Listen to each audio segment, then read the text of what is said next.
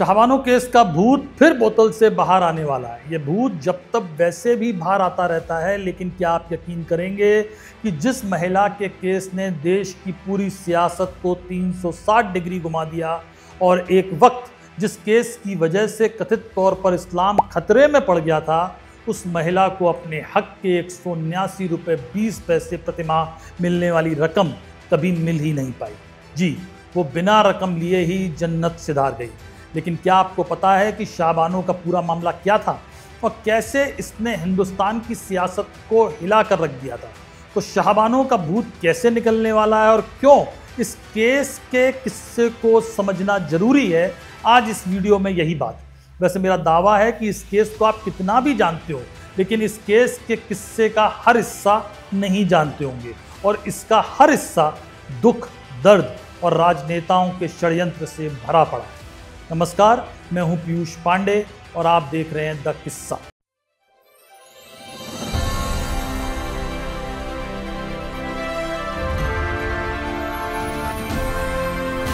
The किस्सा with Piyush Pandey. Shah Bano की भूत की बात से पहले इस केस के भूत यानी पास्ट का जिक्र। इंदौर की शाहबानो ने मोहम्मद अहमद खान से शादी की थी। उन्हें 3 बेटे और 2 बेटियां हुई। अहमद खान ने पहले तो दूसरी शादी की। शाहबानो कुछ बोल नहीं पाई, लेकिन 1975 में एक दिन अहमद खान ने बीवी और उसके बच्चों को घर से बाहर निकाल फेंका। वो सड़क पर आ गई। जब खाने के लाले पड़े तो 1978 में शाहबानो ने डिस्ट्रिक्ट कोर्ट में CRPC की धारा 125 के तहत हर महीने 500 रुपये भरण पोषण के लिए मांगे। इंटरेस्टिंग बात यह है कि अहमद खान खुद पेशे से वकील थे, तो इंसाफ दिलाने के बजाय उन्होंने शाहबानो को 3 तलाक दे डाला और कहा अब वो उसकी पत्नी नहीं रही, इसलिए भरण पोषण देना ज़रूरी नहीं है। उसने ये भी कहा कि वो पहले से ही 2 साल से 200 रुपये हर महीने दे रहा था और इद्दत की अवधि के दौरान 3000 रुपये मेहर के रूप में अदालत में जमा करा चुका है। 1979 में कोर्ट ने अहमद खान को 25 रुपये हर महीने भरण पोषण देने का आदेश दिया। इस रकम पर शाहबानो ने फिर याचिका डाली तो हाईकोर्ट ने भरण पोषण की राशि बढ़ाकर 179 रुपये हर माह कर दी। अहमद खान वकील था, तो इस फैसले के खिलाफ सुप्रीम कोर्ट चला गया। यानी इस पूरे मामले में शुरुआत में कुरान, शरीयत, इस्लाम इनका कोई लेना देना नहीं था। एक सामान्य सा मामला था, लेकिन अहमद खान ने मामले में इस्लाम को घुसेड़ दिया।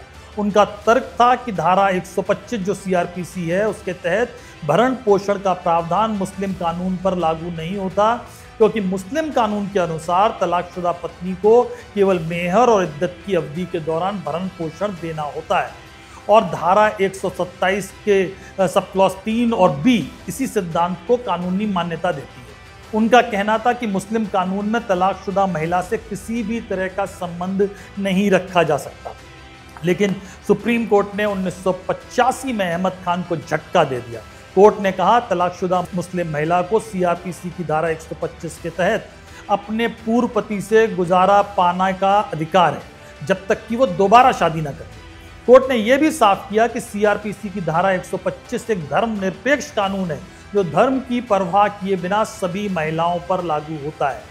खैर, यहाँ तक मामला एक केस का था, लेकिन मामला तब तूल पकड़ गया जब मुस्लिम लीग के सांसद GM बनातवाला ने 1985 में लोकसभा में एक प्राइवेट मेंबर बिल पेश कर दिया। उन्होंने CRPC में संशोधन का प्रस्ताव रखा था ताकि धारा 125 के दायरे से मुसलमानों को बाहर रखा जा सके। अब सवाल यह कि धारा 125 क्या है? तो धारा 125 के तहत किसी भी असहाय व्यक्ति, चाहे हिंदू हो या मुस्लिम हो, महिला, माता पिता या कोई और, उसे गुजारा भत्ता पाने का अधिकार था। सुप्रीम कोर्ट ने शाहबानो केस में यही कहा था कि तलाक के बाद भी पति को पत्नी को गुजारा भत्ता देना होगा। संसद में कई शुक्रवारों को इस मुद्दे पर बहस हुई। अब सरकार को तय करना था कि वो अपनी राय बताए। ऐसे में एक दिन राजीव गांधी ने आरिफ मोहम्मद खान, जो इस्लाम के जानकार थे बहुत, उनसे पूछा कि इस बिल पर उनकी राय क्या है। आरिफ ने 2 टूक कहा कि बनातवाला जो कह रहे हैं वो पूरी तरह गलत है और उनका रुख कुरान की शिक्षाओं के अनुरूप नहीं है। आरिफ मोहम्मद खान ने कुरान की आयतों का हवाला दिया और बताया कि कैसे ये गलत हो रहा है। तलाक के समय कुरान पति पत्नी के बीच संबंध को समाप्त करते हुए दया और न्याय की भावना पर जोर देता है, ये भी उन्होंने कहा। राजीव गांधी ने पूछा कि भाई तुमने संसद में ऐसा क्यों नहीं कहा? तो खान ने जवाब दिया, क्योंकि मुझे नहीं पता था कि आप इस मुद्दे को कैसे रखना चाहते हैं, कैसे लेना चाहते हैं। राजीव गांधी बोले नहीं, अब हमें तय करना होगा कि इन लोगों की बातों से कैसे निपटा जाए, यानी कट्टरपंथी मुसलमानों से कैसे निपटा जाए। 23 अगस्त 1985 को आरिफ मोहम्मद खान ने लोकसभा में बनातवाला के जो प्राइवेट मेंबर बिल था उस बहस में बोला और एक लिहाज से धज्जियां उड़ा दी। शाम को उन्हें राजीव गांधी का एक लेटर मिला, तारीफ भरा, लेकिन आरिफ के बोलते ही राजीव गांधी पर मुस्लिम धर्म गुरुओं का दबाव बढ़ने लगा, जो इस फैसले को इस्लामी कानून में दखल मानते थे। दिलचस्प है कि all India Muslim personal law board की स्थापना इंदिरा गांधी के आशीर्वाद से ही की गई थी। वो अब राजीव गांधी पर दबाव बना रहा था कि राजीव उस फैसले को पलटे। राजीव गांधी को एक ज्ञापन सौंपा गया जिसमें कहा गया था कि सुप्रीम कोर्ट का फैसला मुस्लिम पर्सनल लॉ और संविधान में दी गई धार्मिक स्वतंत्रता में दखल है। All India Muslim personal law board का तर्क था कि तलाकशुदा महिला का अपने पूर्व पति से लगातार संपर्क नहीं रह सकता, इसलिए वो हर महीने उससे पैसा नहीं ले सकती। धीरे धीरे मुस्लिम धर्म गुरुओं ने आम मुसलमानों को समझाना शुरू किया कि फैसला मुसलमानों के खिलाफ है। सिवान में विरोध में बड़ी बैठक हुई जिसमें 3 लाख से ज्यादा लोग जमा हुए। आज़ादी के बाद यह पहला मौका था जब मुस्लिम समुदाय ने इतने बड़े पैमाने पर अपना रोष, अपनी असहमति जताई थी किसी फैसले पर। अब कांग्रेस के कई मुस्लिम नेताओं ने भी आरिफ मोहम्मद खान की आलोचना शुरू कर दी। मुस्लिम सांसदों और मंत्रियों को डर था कि all India Muslim personal law board को नाराज न कर दें कहीं राजीव गांधी। राजीव गांधी की कैबिनेट में जो सीनियर मुस्लिम मंत्री थे जैसे सी के जाफर शरीफ, वो बहुत परेशान थे। नजमा हेपतुल्ला थी उस वक्त जो कांग्रेस सांसद थी और राज्यसभा की उपसभापति थी। उन्होंने all India Muslim personal law board और सरकार के बीच मध्यस्थता में अहम भूमिका निभाई। उधर आरिफ मोहम्मद खान बोले तो जियाउर रहमान अंसारी जो एक सांसद थे कांग्रेस के, उन्होंने राजीव गांधी से कहा कि उन्हें भी बोलने दिया जाए, नहीं तो वो इस्तीफा दे देंगे। उन्होंने अपना इस्तीफा हाथ में पकड़ा दिया राजीव गांधी के। राजीव गांधी ने उसे फाड़ा और कहा कि भैया आपको बोलने से कौन रोक रहा है। अंसारी ने 22 नवंबर और 3 दिसंबर 1985 को संसद में 3 घंटे तक भाषण दिया। उन्होंने भी अपने तर्क रखे, जोरदार तर्क रखे। अब राजीव गांधी कंफ्यूज हो गए कि क्या किया जाए। फिर एक दिन एमजे अकबर राजीव गांधी से मिलने पहुंचे, जो उन दिनों राजीव गांधी के बहुत करीब थे। वे ऐसी भाषा में बात करते थे जो राजीव को समझ आती थी। अकबर ने शाह बानो फैसले के खिलाफ अपना पक्ष रखा और एमजे अकबर ने अपने अंदाज में राजीव गांधी को पट्टी पढ़ा। उन्होंने राजीव को याद दिलाया कि 1984 के चुनाव में उन्हें मुसलमानों का भारी समर्थन मिला था। उधर शाहबानो मामले पर कांग्रेस भी 2 हिस्सों में बंट चुकी थी। दिसंबर 1985 तक घटनाएं तेजी से बढ़ रही थी। राजीव गांधी को खुफिया रिपोर्ट मिली कि मुस्लिम समाज में शाहबानो फैसले के खिलाफ व्यापक असंतोष है। असम के विधानसभा चुनावों और 7 लोकसभा और विधानसभा उपचुनावों के नतीजे ने ये और स्पष्ट कर दिया। कांग्रेस ने 1984 की ऐतिहासिक जीत के सिर्फ 1 साल बाद 3 लोकसभा सीटें और 1 विधानसभा सीट गंवा दी थी। पश्चिम बंगाल के बोलपुर से कांग्रेस के वरिष्ठ नेता सिद्धार्थ शंकर रॉय सीपीएम उम्मीदवार सोमनाथ चटर्जी से हार गए। उपचुनाव का संदेश साफ था, मुसलमान शाहबानो प्रकरण में राजीव गांधी के रुख से नाराज थे। आखिरकार राजीव ने सुप्रीम कोर्ट का फैसला बदलने का मन बना लिया। उन्होंने 15 जनवरी 1986 को दिल्ली के सीरी फोर्ट ऑडिटोरियम में मुस्लिम सभा में ऐलान कर दिया कि वो मुस्लिम वुमेन प्रोटेक्शन बिल लेकर आएंगे जो शाहबानो पर कोर्ट के फैसले को पलट देगा। बाद में इसी बीच में एक कमेटी भी बनी और ये सब हुआ जिसने वो ड्राफ्ट लिखा। आरिफ मोहम्मद खान ने जैसे ही ये सुना कि अब इस फैसले को पलटा जाएगा, उन्होंने कैबिनेट से इस्तीफा दे दिया। लेकिन जब वो संसद में अपना इस्तीफा जमा करने के बाद सेंट्रल हॉल पहुंचे तो सांसदों की ओर से जोरदार तालियां बनी, क्योंकि सभी को मालूम था कि आरिफ मोहम्मद खान ने तर्कों से अपनी बात की है और वो अपने सिद्धांतों पर टिके रहे। उन दिनों कांग्रेस नेता नरसिम्हा राव ने तो उन्हें समझाने की बहुत कोशिश की और आरिफ मोहम्मद खान साहब कहते हैं कि राव ने मुझसे कहा था कि आरिफ तुम बहुत जिद्दी आदमी हो, तुम्हें समझना चाहिए कि हम राजनीति में वोटों के लिए हैं, हम सामाजिक सुधारक नहीं हैं, हमें वोट चाहिए, हम अपने वोट क्यों खराब करें।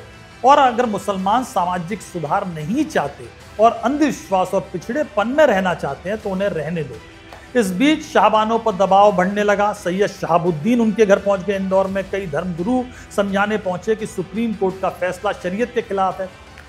एक दिन इंदौर में ही 1 लाख की भीड़ वाला जुलूस उनके घर के सामने से निकला और शाहबानो के बेटे ने एक इंटरव्यू में कहा था कि अगर सभी ने एक कंकड़ भी फेंका होता तो हमारा कच्चा मकान गिर जाता। उसी समय शाहबानो को राजीव गांधी ने दिल्ली बुलाया। शाहबानो के बेटे जमील के मुताबिक राजीव गांधी ने कहा कि हम ये घोषणा करें कि हम सुप्रीम कोर्ट द्वारा दिए गए भरण पोषण को अस्वीकार कर रहे हैं, नामंजूर कर रहे हैं। इंदौर लौटते ही शाहबानो ने प्रेस कॉन्फ्रेंस की। उन्होंने घोषणा की कि वो कोर्ट द्वारा आदेशित भरण पोषण नहीं लेंगी क्योंकि ये शरीयत के खिलाफ है। हालांकि उन्होंने ये नहीं बताया कि प्रधानमंत्री ने उनसे क्या कहा।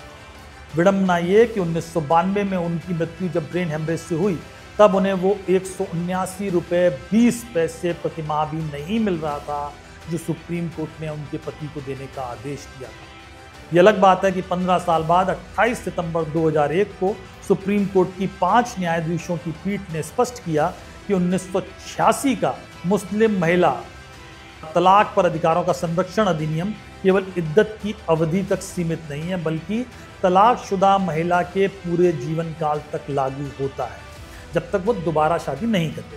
अदालत ने यह व्याख्या की कि उचित और न्याय संगत भरण पोषण का अर्थ केवल इद्दत की अवधि के भीतर नहीं बल्कि उसके पूरे परिवार की देखभाल से है।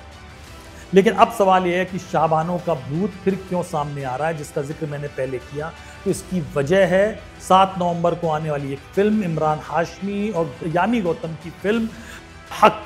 फिल्म 7 नवंबर को रिलीज हो रही है जैसे मैंने बताया, लेकिन ये शाहबानो केस पर आधारित है। कैसे ये पूरा मामला उठा, कैसे कोर्ट में ड्रामा हुआ, इसका सिलसिलेवार वर्णन है इस फिल्म में। और कैसे मुस्लिम तुष्टीकरण के लिए राजीव गांधी ने जो ब्लंडर किया जिससे वो खुद भी उबर नहीं पाए।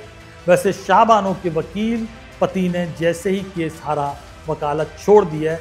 इस फिल्म में इमरान हाशमी उसी पति की भूमिका में। ये किस्सा आपको कैसा लगा हमें कमेंट बॉक्स में ज़रूर बताएं। अगर आपने अभी तक किस्सा चैनल सब्सक्राइब नहीं किया है तो ज़रूर करें। धन्यवाद।